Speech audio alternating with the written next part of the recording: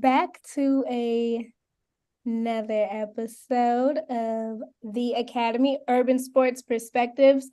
Before we get into everything, all sports, I just want to check in. How are y'all doing this week? My voice is somewhat there, but I'm getting better. How are y'all? Cold. Cold? It's frigid here in Chicago, yeah. Yikes. It's a very cold, like 50 degrees here. Yeah, it's about 55, 60 here. That is cold. It's in the 20s the last couple of days. I think it may have crept up into the 30s today, but It's gonna be 47 tomorrow though. So and then maybe 50 on Sunday. We're gonna be in the 70s the latter part of this week. So who cares? other than that, it's all good. Bears got the victory. Yeah, so life is good.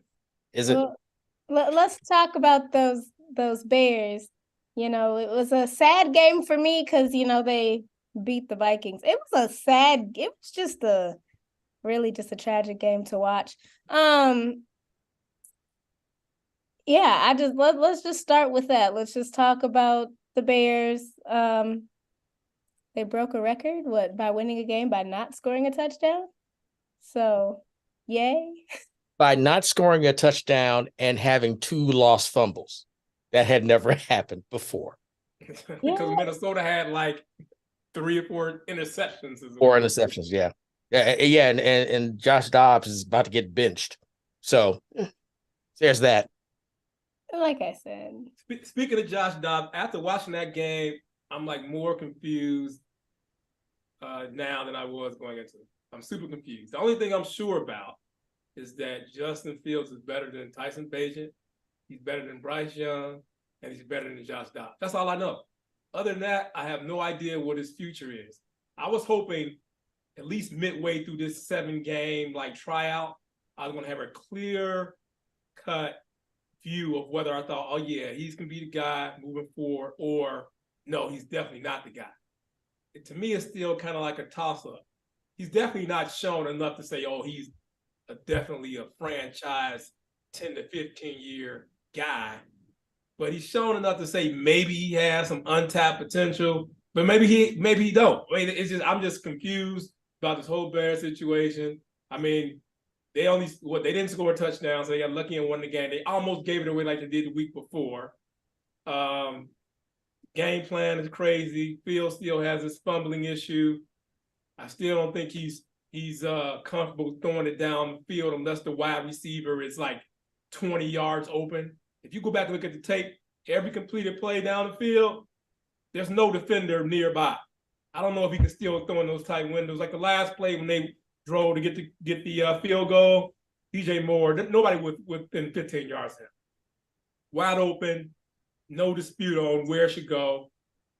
But all those sacks or those almost potential grounding plays he had, I'm pretty sure there's some open receivers, but the windows are probably tighter. I think he's still afraid to pull the trigger, that he doesn't want to turn the ball over, which is why I think he doesn't have any interceptions, because he's not throwing a damn ball unless it's behind the line of scrimmage. But my takeaway was I don't have any clear picture of whether or not the Bears should move forward with him at this point. I still got to see the last 4 games. Unfortunately, I don't see any real super tough defenses the last 4 games, maybe Cleveland. But I think the Bears still have a kind of a difficult decision. Based on Fruit's expression, I think he's already made his decision on the Justin Fields era. But I'll kind of just wait to hear. Go ahead, Fruit. Okay, so Jeff, Murky, no, Ultimate Male, yeah, Ultimate. Read the screen, bro. Read the screen. I can't read right now. Prince Murky, I am just as confused as you.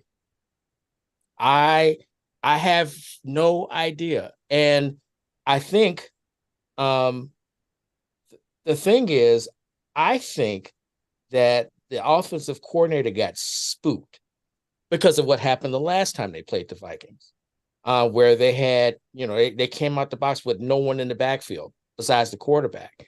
And, it kind of all went to hell, right? Because that's when he got hurt and got injured with the thumb. And I think they got so spooked. It's like, okay, we're going to get rid of the ball quick and we're going to throw all of these lateral passes. And the thing is this, when he did finally throw down the field, this is where the Vikings messed up. They were actually in a prevent.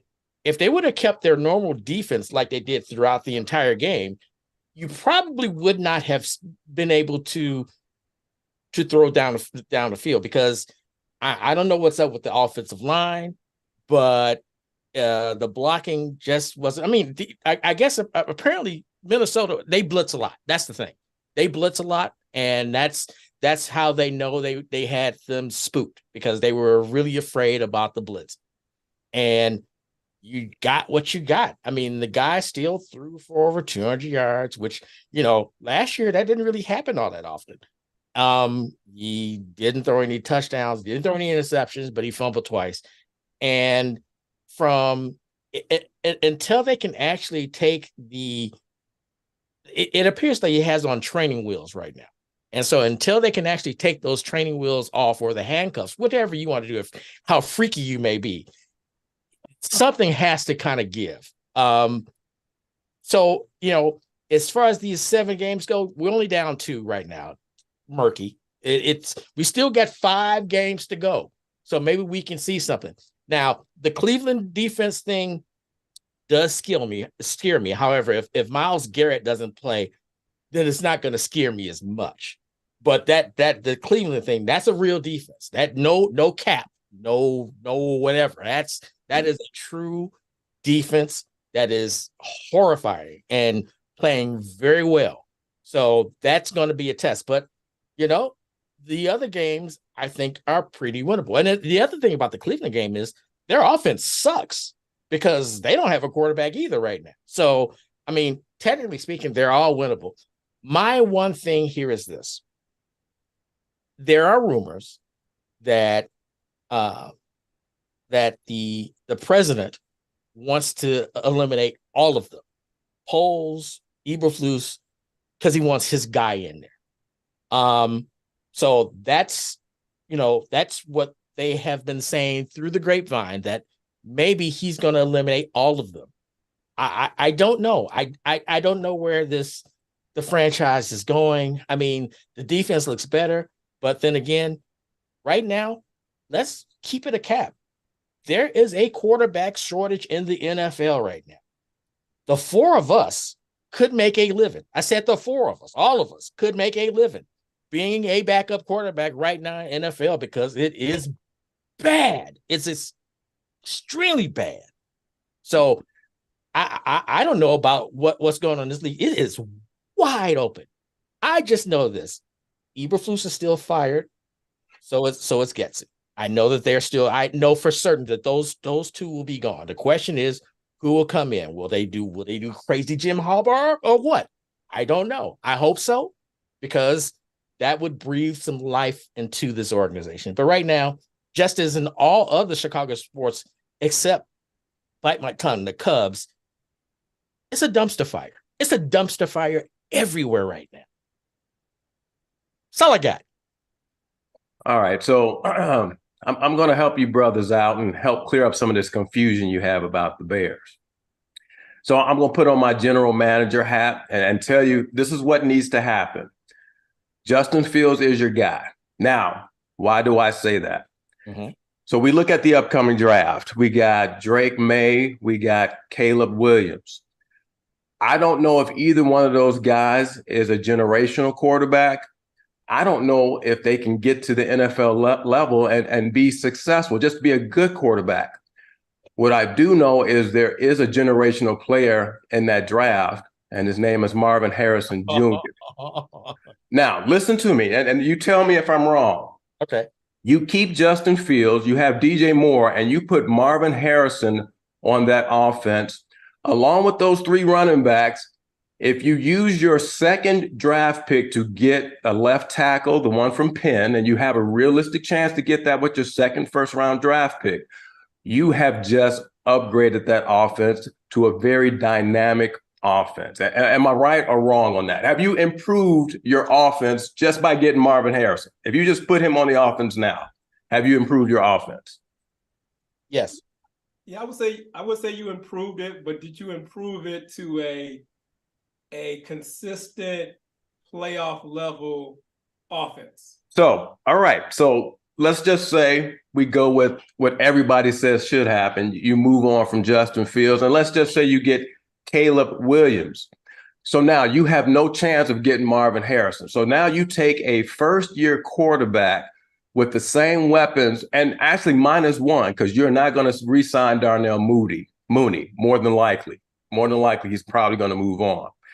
So you've put this rookie quarterback on the same team with the same weapons. You're not going to get Marvin Harrison because, as Fruit said, they're going to win some more games. So they're going to put themselves probably, hopefully they'll still have a top 10 pick because there's a lot of bad teams out there right now. But so you're probably not going to get Marvin Harrison. So maybe you get an offensive lineman. You're going to have a rookie quarterback who's going to have a learning curve. It could be a 1 or 2 year learning curve, or most quarterbacks, that third year is when they start to make that turn. We've seen that. I mean, what CJ Stroud is doing is remarkable, but it's unusual. We can't expect that. So I don't think it's a smart decision. If Ryan Poles is making a decision, do you think you have another 1 or 2 years to get this team to a playoff level? I don't think anybody's going to be that patient. The safe bet for me is to stick with the quarterback you have. Now, when he's good, he's really good. And when he's bad, he is really bad. But can I coach him out of some of those bad things? Can I coach him out of not giving up the ball and fumbling? I think I can coach that out of him. Can I get him to learn how to throw receivers open through those tight windows? If I'm his coach, we're going to fix that in 1 week. We're running drills. Justin, we're doing a 3-second drill. You have 3 seconds to get rid of the ball. And out of the next 10 plays, you need to complete 7 out of those 10s, getting rid of the ball under 3 seconds. He's going to have to learn. And we're doing a live defense offense. They're coming at you hard. So you need to get rid of that ball in 3 seconds and find an open receiver. You practice it. It's a very simple thing. If you're weak at something, you work on it until you get better. So if I'm an offensive coordinator, that's all we're doing. I'm working on your weaknesses. You can't give the ball up fumbling. You've got to throw in tighter windows. You can't wait till guys are 5 and 10 yards open, because in the NFL that doesn't happen. But for me, you don't know what you're going to get with a new quarterback. You already know what you have with this quarterback. You get another dynamic receiver, and I'm pretty sure he's going to be a generational receiver. He broke records at Ohio State. He's done things other receivers have not done, and that's Ohio State. So that's a remarkable thing. He's 6'4". When I found out he was 6'4", I'm like, that's the guy that we need on this offense. So to me, the safe bet, you keep the quarterback, you know what you got. You've already invested time in him. He has made improvement. If you look at his numbers this year, his quarterback rating is not bad. He's actually pretty good. He actually, if you compare him with Trevor Lawrence, he has just as many touchdown passes as Trevor Lawrence in fewer games. And Trevor Lawrence is throwing more interceptions than Justin Fields. They have pretty much the same passer rating. So, yeah, he makes stupid mistakes. If you take away those 2 fumbles in the last game, I don't think we have as many questions as everybody wants to have right now. If we go back to the Detroit game, we have no questions. He played a very good, efficient game. So you're going to have some good ones. You're going to have some bad ones. He's dynamic enough where he can get you to the next level. He's a playmaker. He is a playmaker. Now, does he need to continue to get better? He does. And look at Josh Allen. Now, nobody's saying that he's a bust or he should be traded, and his numbers suck this year. He's thrown a lot of touchdowns, but he's thrown a lot of interceptions too. And guess what? That team has only won 6 games, and they were picked to possibly be the team to come out of the East. Or the AFC, I'm sorry. So again, you can't expect quarterbacks to be perfect. He's dynamic enough where if you're going to get a new coach in, you're going to get somebody who can coach him up. So I'm hoping that's part of the plan. Yeah, I think your You audio went out. muted yourself, I think.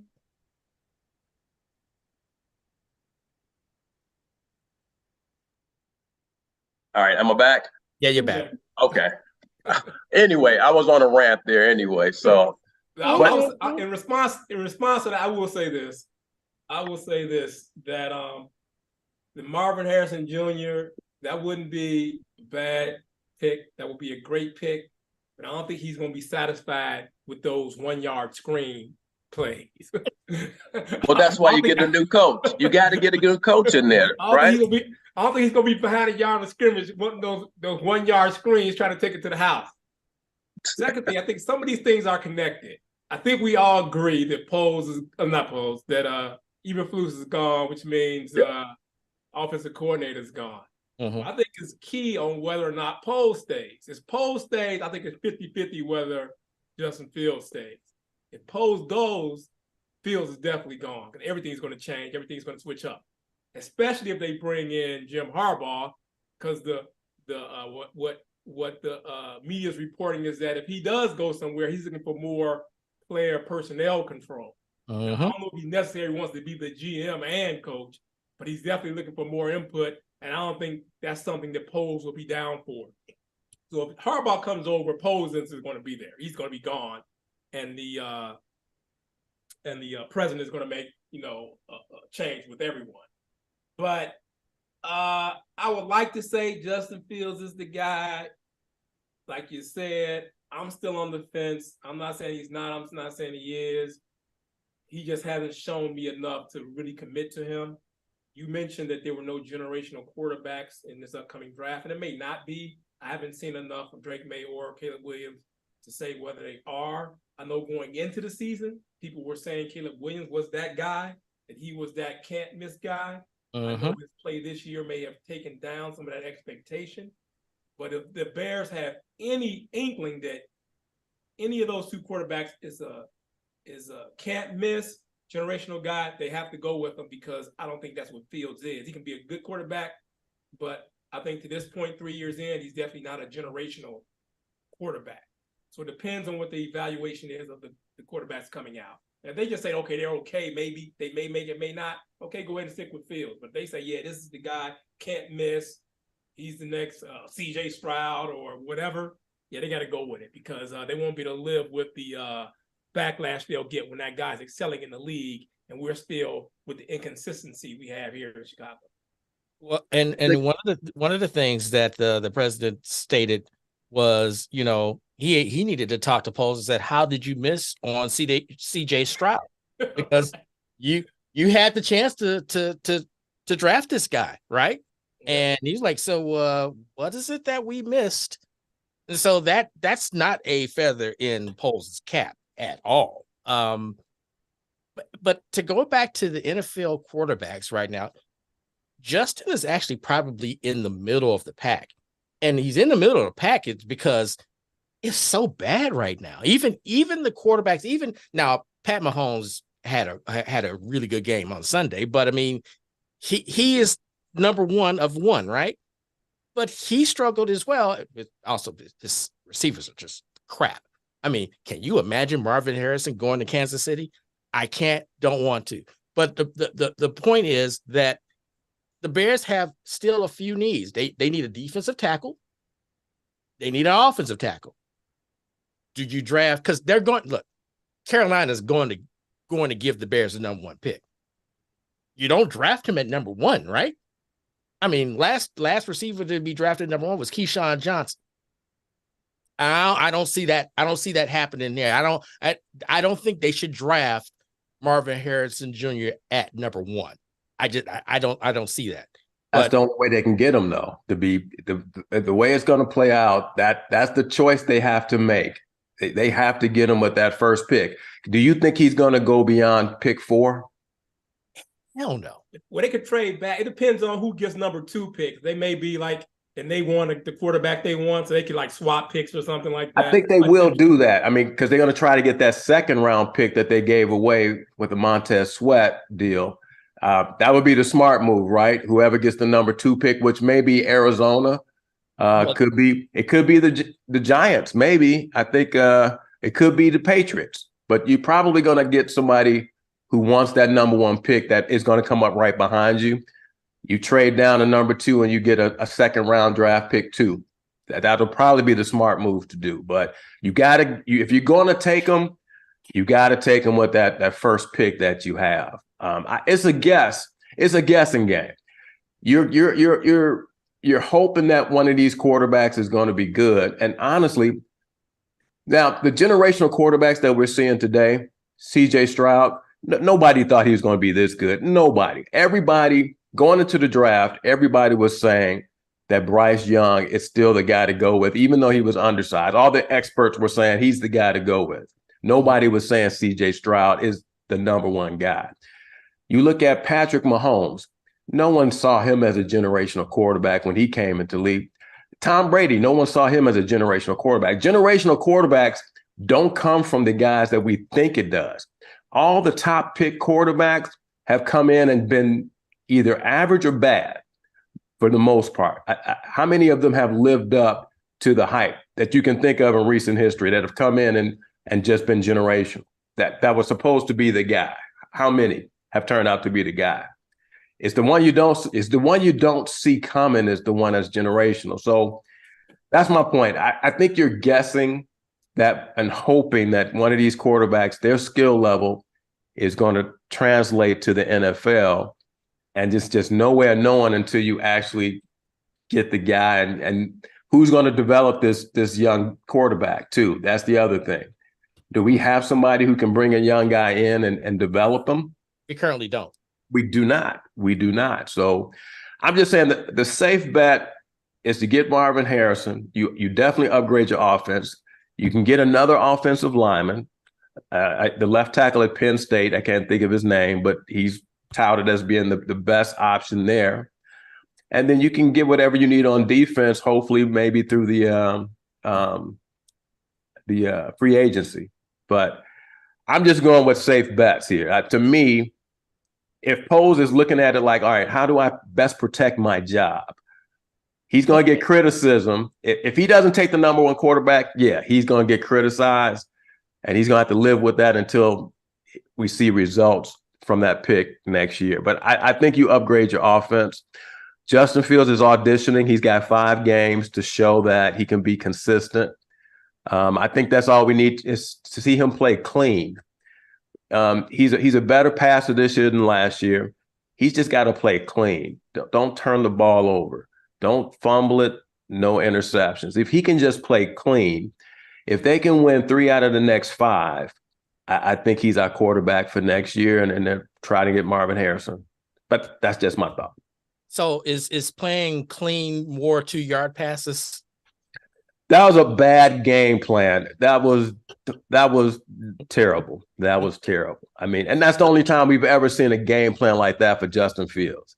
It's the only time we've ever seen it. And I think you're right. Getsy was just spooked. He saw, I mean, Minnesota, he has a very well-oiled machine with that defense, and it's intimidating.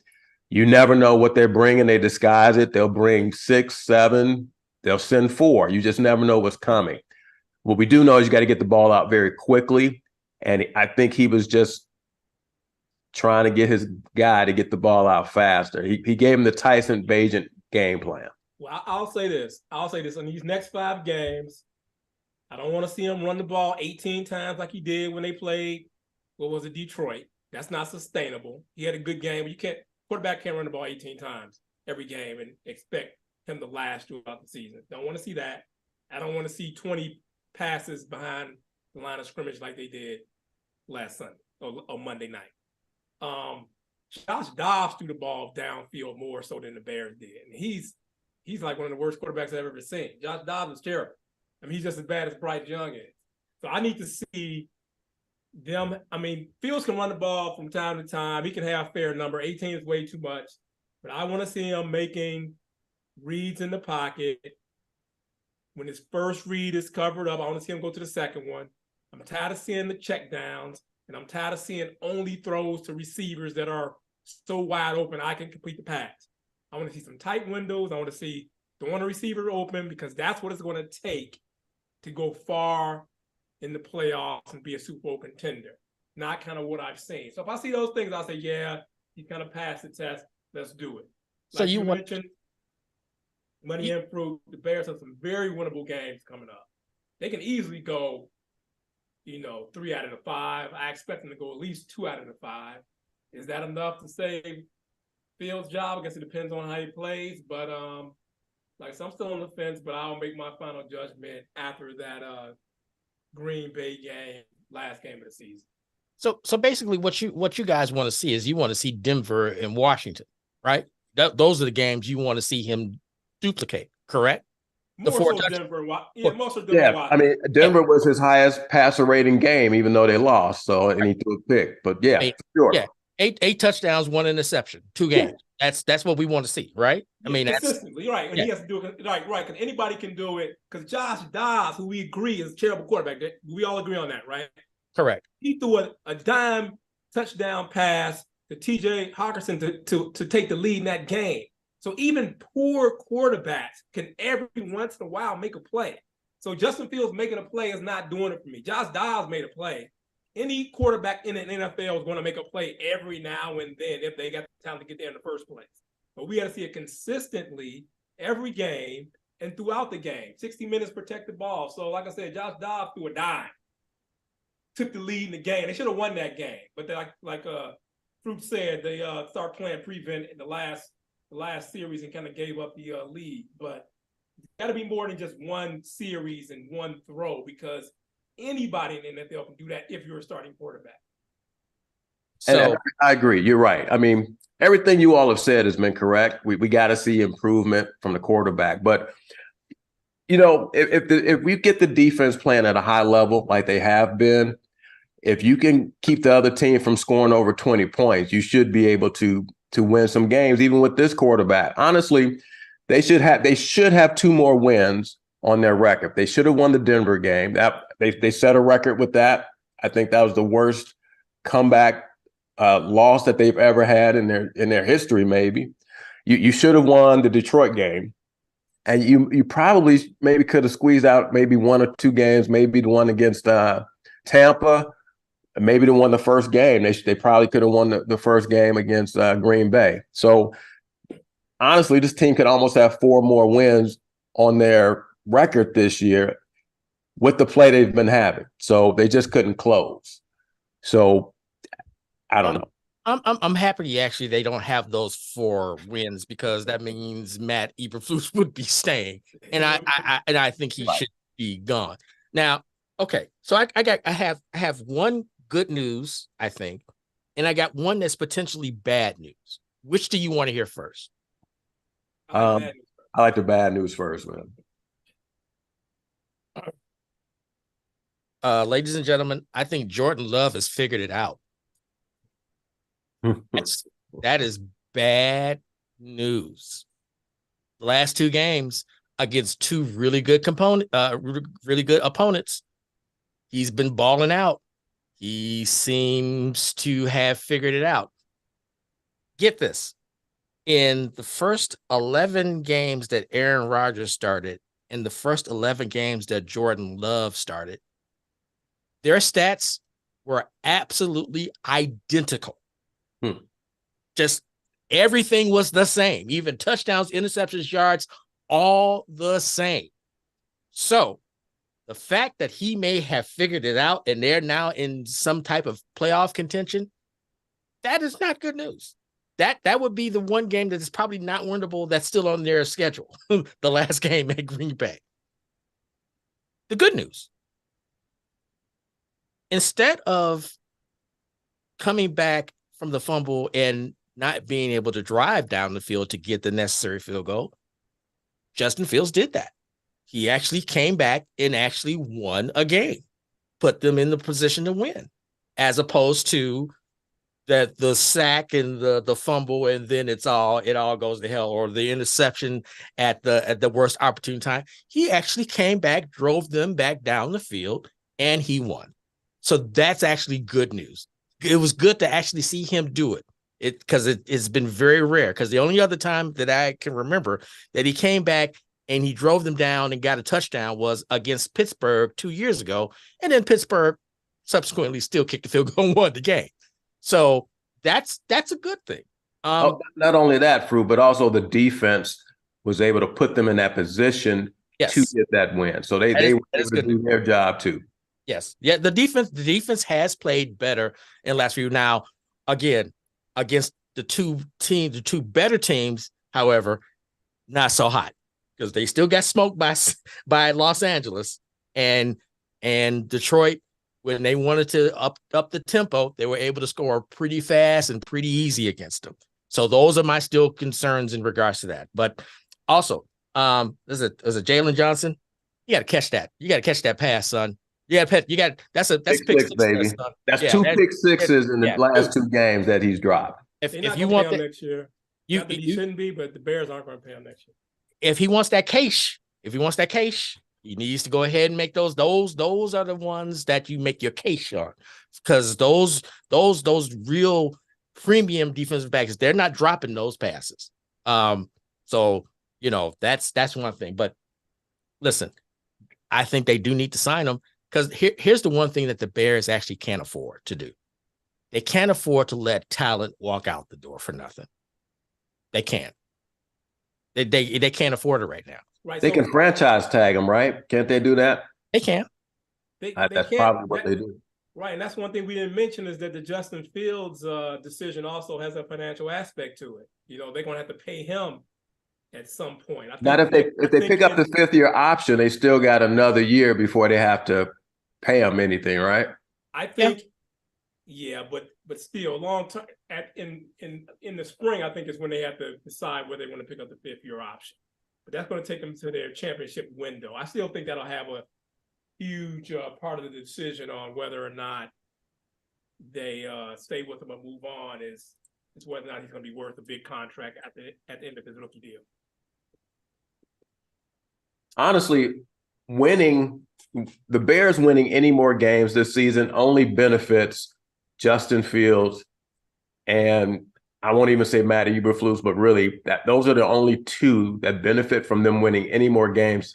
It's better for the team for them to lose out so that they can keep a higher draft pick for that second first round pick. But so really, we're only rooting for victories because we want to see Justin Fields do well.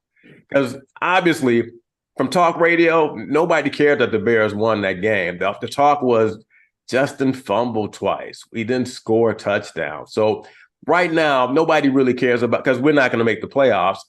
Right now, everybody in Chicago is just trying to evaluate, as a city, Justin Fields. We're collectively evaluating him to see if he should be the guy. So, but winning any more games does not benefit us all, especially the game against Arizona. That's one we need to tank, because right now they still have the second pick. Mm-hmm. And if somehow North Carolina wins a game, they could possibly sneak in and get that first pick. So now if they get that first pick, they will probably pick a quarterback, right? Oh, they're going to, yeah. But Kyler Murray, he has a lot to say about that too. He can play well, and he can move them out of contention for the first two picks. So there's a lot going on. I will put Poles in the list of people who need to win some games. I think it would help him if they won a few. If they lose out, for instance, I think he would. I know people haven't mentioned him as being on the hot seat, but I think he could be on the hot seat if the Bears. I don't think Poles is on the hot seat, man. I mean, he's had some good picks. He's brought in some talent. Montez Sweat seems to be a real good deal right now. He's making some pretty. You're not going to hit on everything, right? So you can't hit on everybody you bring in to the team, but he's put the team in very good position with drafts. He's put the team in very good position financially. He's brought in some some difference makers on the team as well. So I'm just saying, I think he's done enough to save his job. Eberflus is already out. That there's no saving his job. They have to upgrade that job. Right. And my thing is his most important decision was hiring Eberflus as the head coach. Right. Yeah, that was a bad one. That was his first job. That was actually his first decision, I think. Right. When he came in, I think they started doing the head coaching interviews. That was his first decision he made. So I don't think he's on the hot seat. But like Fruit mentioned, Warren may want to just clean house and start scratch with all his personnel. And for that reason, that's why I think it would be beneficial for the Bears to win some games under Ryan Poles' watch, because that would, kind of give him a little bit of a leeway. But I don't know. I don't care more. I personally would like clean house and just start scratch with my guys. But I do understand the argument to keep Poles in place, even though I'm not a big fan, to be honest. Chase Claypool, blowing that, trading Roquan Smith, to be honest with you, and then messing up that draft pick with Chase Claypool. I mean, that you hire a coach that had to fire 2 guys because they were doing inappropriate stuff at the office. I mean, it's who's to say that he hasn't already made his decision in his mind? I mean, look, this guy understands. Through and the ad, he passed on CJ Stroud. But go ahead. And that's the thing. We need to find out what happened with that, right? Did you all think CJ Stroud was going to be as good as he is? Now, come on, be honest. Who saw that? Who saw him coming in doing this on Houston, being this good in Houston? Who saw this? Well, he did go number 2. It was my understanding that the North Carolina, the Carolina coach who just got fired, wanted CJ Stroud. And then one, right. Bryce Young. So a couple of people were saying, hey, he might be the guy. I don't know if they thought he would be the guy and show out like he is now, but they felt he was worthy of the top pick. But it just goes to show that if you got a good quarterback, because no one, even outside of the quarterback, no one expects Houston to do anything last year. In fact, they were terrible last year. They should have had the number 1 pick. Now they're playing some decent football because they have a good quarterback. Quarterback can make all the difference. Yeah. Feel like I don't know, every week. It's the same thing. It's the same thing every single. I'll feel differently about what I said today next week. That's okay. It's a bye week, so we gotta, Right. You know what? This is actually going to be a great week of football, and why? It's because the Bears aren't playing, so you're not forced to actually watch them. I actually enjoy watching the roller coaster. Emotionally is kind of thrilling. Watching the Bears and Justin Fields, it's an emotional roller coaster, but it's kind of thrilling, I must say. It's like, what are we going to see? You never know what you're going to get. So I kind of enjoy it, although it drives me nuts. I kind of enjoy it. I guess. I'm a Bears fan, right? So do we now go on to the other winter sports league? The Bulls, who are on a 5-game losing streak. We want to talk about them? If it was me, go ahead, Murky. I'm just gonna say I know AK or Karnisovas, the team president, he came out and made a statement that he's seeing what everybody else is saying, and that it's his job to make the changes necessary to get things back on track. But if I'm like the owner, I think he should be on the chopping block too. He's had several years to put this in place. He hasn't done anything. Him and Eversley, I think, is the general manager's name. I think they're almost in the same situation as not worse than the Bears, where they need to just clean house. I need to trade the players for whatever they can get. Billy Donovan, I don't think it's necessarily his fault, but he's kind of involved. Might as well give it him too, and might as well change the front office. Just like they did with the White Sox. They got rid of Kenny Williams, general manager say, hey, look, this ain't working out. Let's just start from scratch, get rid of these guys. And I think AK should be looked at just as hard as those players that aren't performing on the court, because they just don't mix, they don't match, they don't have the chemistry, and they've shown that for the last couple of years. It's not a new thing. We've seen this for 2 years now, and if you're the team president or whatever his position is, he should see it too. He should have made those changes necessary, and he didn't. So in my mind, the Bulls are depressing. I mean, they don't have any effort. The big three is playing like a little three.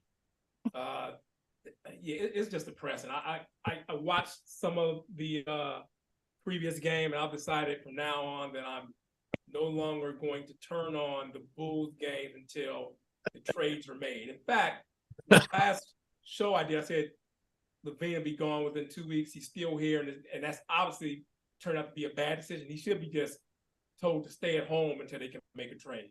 I know some are saying they wait until December 15th when more trade possibilities open up, but you don't have to wait that long. It just depends on the situation. But I fully expect him to be gone first, and then everyone else to be gone by the trade deadline. So, if you compare the Bulls to the Bears, the Bulls are in a far worse situation than the Bears, because the Bears have high draft picks coming, and you can see that the talent is starting to gel. The talent that they do have is starting to gel. Billy Donovan is a good coach. However, I've been saying that, he's a good coach and you don't need to fire him. Well, okay, here's why you need to fire him. Just because the team has tuned him out. They no longer listen to him. He is like nails against a chalkboard, apparently, because the message is not getting to them. He knows he can see the problems. Question is, his solutions are not getting through to his players. And so once the team tunes out the coach, then the coach is really no longer any good. Right now, the Bulls are in basketball hell. They have declining assets. DeMar's on his last legs. You trade him, you get probably a bucket of balls, maybe. Vucevic, same. You may be able to get something for LaVine, but if LaVine goes to LA, you're not looking at getting that first round draft pick to like 2029. So it's really in really dire straits for the Bulls. And as far as the Bulls and the White Sox, what the White Sox did was they fired the two guys, which they should have been fired, but then they hired someone who was also the reason why the team was bad. So that made absolutely no sense. So I don't know exactly what the Bulls are going to do, but John Paxson was there for how many years? We're there for a really long time. And unfortunately, I don't see an instance where they say, you know what, we're just going to go ahead and clean house. No, I think those two right now, as far as the Bulls are concerned, are made men as far as the president and the GM, which is not really great. So I don't know what they're going to do. All I know is this: I'm going to be starting to follow the Sacramento Kings, because that is basketball that I enjoy watching. I would have said the Oklahoma City Thunder, but the Josh Giddey thing, it's not good. It's bad. And because I think Oklahoma City is actually one of the really good, exciting, rising teams, but you can't date a 15-year-old. I don't think. Not a good idea. I don't think that's legal. Unless you're 15 or 16, maybe. But if you're 21 or 22, I know Karl Malone did it. Got it. Still, not a good idea. Not a good idea.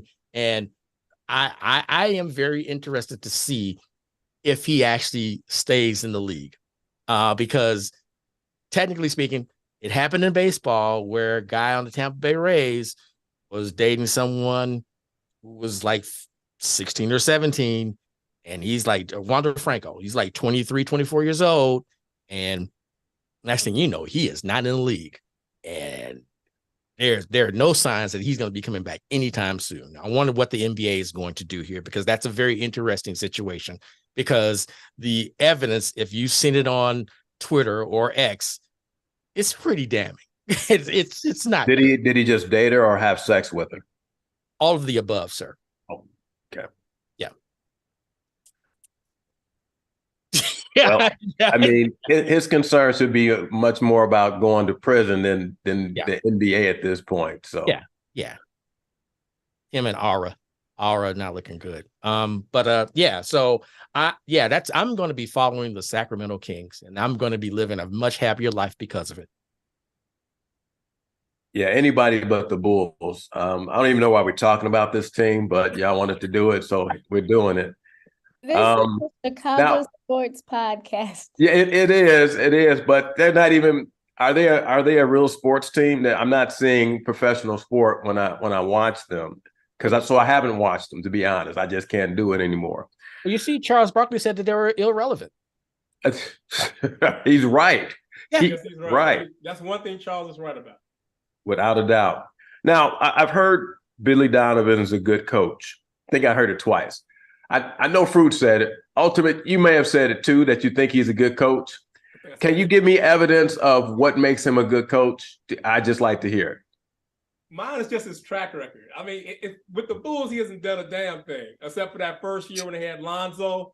But previous stops, he had proven to be a pretty good coach. But with the Bulls, he hasn't shown anything. So that's why I said think. I wasn't 100% certain. I'm just going by what his reputation is within the league, is that he's regarded as a good coach. But he definitely hasn't shown it in terms of getting to the players here in Chicago. Well, again, I think he can identify the issues that they have. The question is now, you got a team that's pretty old now, and they've tuned the dude out. When he had some talent in Oklahoma City, he was really good. And obviously, he's an awesome college coach. He's won back-to-back national titles. That's pretty rare. So he can orchestrate a team. It's just that once you've lost the team, there's nothing you can do. And I believe, even though he signed that extension, he's not up for a rebuilding job.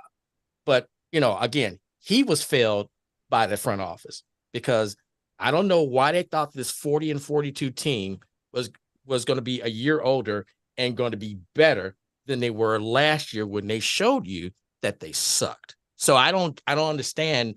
I don't get what that's all about, because they are in what is called basketball hell, and we're all on fire because of it. Because it's a really bad situation. You don't have the draft picks. You don't have it's Chicago sports is very tiring. I'm actually very happy that I no longer live there, because I don't know if I could take the constant losing. Hook 'em horns. This is much better down here in the old burnt orange state of Texas right now. But I had to give up on my baseball team. I had to give up on the basketball team. Kind of have to give up right now on the football team and the hockey team. Well, you see the problems they had this week at the hockey team, where they had this. It was this another misconduct. Well, okay, so apparently what has gone on the interwebs is not true. Thank God. The thing was, the guy was suspended because he had stoofed the Connor Bedard's mom. But he apparently, did what? Yeah. It was, the rumor was that he had sex with Connor Bedard's mother.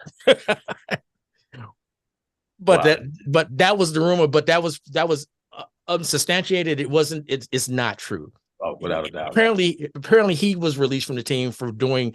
It was misconduct with an employee.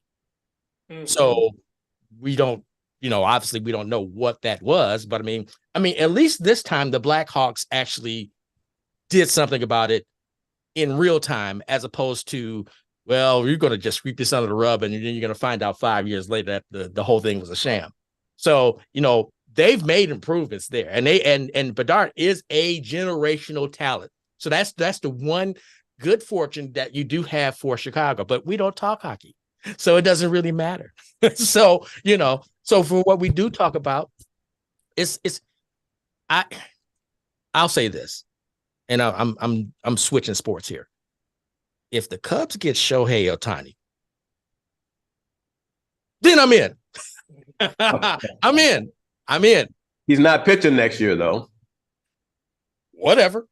That's 45 home runs there, homie. I'm in. If that happens, I'm in. If they get Juan Soto via trade, I may be in. But that's it, because the rest of it is sucky suckerton right now. When was the last time we felt like this about Chicago sports? Where every team was just bad across the board? Yeah. You mean last year? Other than last year? Okay. Other than last year. Yeah. I mean, it's the same flavor.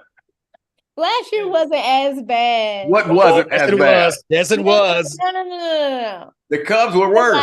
I feel like your guys' frustrations, I guess just because it's another year, the same thing. That's it. Yeah. That's it. It doesn't seem to be getting any better, and it was supposed to be getting better, right? And it just hasn't really happened for whatever reason. Let's check in a year from now. Do this whole thing all over again. God willing. But I'm ready to move on. Y'all didn't even want to talk about the Bulls. Let's not even harp on it no longer. It sounds like none of y'all even watching the games. So let's go to our segments, please. Yeah, let's do, because it's done. All right, let's start with ultimate performance. I'm going to make this quick. Y'all know me drag on and ramble a bit. But in this situation, two things can be true. Okay. You can be one of the worst head coaches in the National Football League, and you can be one of the better defensive coordinators at the same time. Uh-oh. I believe I gave the Bears defense the ultimate performance of the week a couple of weeks ago. But just this past Monday night, their defense didn't allow any touchdowns. They turned the ball over several times. And although the players made the plays on the field, I think the coordinator put them in position to make those plays and had a great game plan. So although I think Matt Eberflus is one of the worst head coaches in the National Football League, I think he can be and is one of the better defensive coordinators. And when he's fired at the end of the year, he will probably get another defensive coordinator job. But for this week, I will give the ultimate performance to Matt Eberflus for orchestrating that excellent game plan against the Minnesota Vikings. I'm down with that. I'm stunned. Like I said, every week, you never know. Hot garbage. All right, I'm gonna keep it short and sweet. For me, this week's hot garbage was very clear for me. This week's hot garbage are the Chicago Bears fans. And here's why I say that. So the game against Detroit, everybody is like, man, for most of the game, offense and defense looked great. Last 4 minutes of the game, what happened? We could not close it out. Nothing matters if you don't close out and get a victory. I was down with that. I said, yes, we have to win. If you don't win, it doesn't matter how good you played. If you don't win, it doesn't matter. So what happens this past week? Defense balls out. Offense does not look good except for the last drive of the game. You ask the defense to close, they go out, shuts down the Vikings offense so that the Bears can get the ball and have a chance to win. Justin Fields takes the ball down the field, passing and running. They kick a winning field goal. Finally, the Bears close out the game and get a victory. And what do the fans do? Justin Fields fumbled twice. They didn't have a touchdown. Oh, you asked them to close a game and they closed. So, Bears fans, listen to me. And I'm a Bears fan too. So, Bears fans, here's the only stat that matters in any professional sport: the score. If our team has scored more than the other team, that's all that matters. Nothing else before that matters. So the fact that the Bears actually did what we asked them to do and closed out a game, and we're still whiny and we're still not happy about a victory, all the Bears fans, you are definitely hot garbage. Wow. Wow. I saw that heel turn and I was like, he's about to go there. And you did, in your Doug and Wendy Weiner's voice. That was pretty impressive, by the way, just so you know. I was one of them too. I was whining the whole time, like, damn, they ain't scored no touchdown. Well, then, all were. But then, Ultimate Male, you suck then. You suck. For you. Okay. All righty. Rising star. Okay, so, I was giving this some thought, and I have actually two. My first one goes to the Kenwood Academy football team for winning the Chicago Public League title, beating our former arch nemesis, Whitney Young. Oh, how sweet it is to see Dolphins die. Dolphins die. Dolphins die. We love to see that. So that's number one. And then my second one, this is kind of off the grid, but she is a rising star. And it's because of what she did and how they had to acquiesce so quickly. It's Cassie. Cassie is my rising star, because you say that this dude did all these things and the next day you get a settlement. That, homie, that is straight cash, homie. You are a rising star there, Cassie. No doubt about that. Oh, wait, so just so I'm clear, is that the one who sued Puffy or was going to sue Puff? That was the one. And Puffy's like, oh, and he resigned from Revolt. And he stepped down from Revolt. And some other things too. Yeah, he lost a lot. Yep. But he's not going to prison. No, he's not going to prison. But yeah, Cassie is a champion at the bank. Cha-ching. Yes. Because he was guilty. Anyways. Who's doing too much there, Spicy? Okay, so I am side-eyeing.